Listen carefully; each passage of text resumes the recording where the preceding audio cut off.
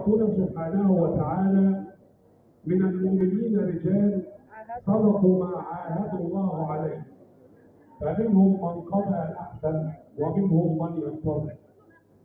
وقال سيدنا رسول الله صلى الله عليه وسلم: واعدوا لهم ما استطعتم من قوه ومن رباط الخيل ترهبون به عدو الله وعدوكم.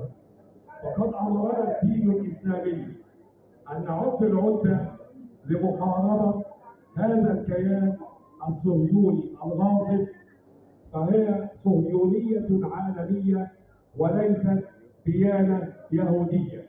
فجميع الاديان اليهوديه والمسيحيه والاسلام تمنع إراقة الدماء، فمن هنا ندين المجازر الإرهابية التي يقوم بها الكيان الصهيوني.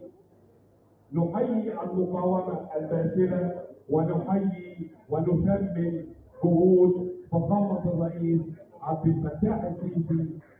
حفظ الله الجيش، حفظ الله الوطن، والسلام عليكم ورحمة الله وبركاته. شكرا لفضيلتك يا مولانا. والكلمة الآن لمناصب الراديو راعي جهاز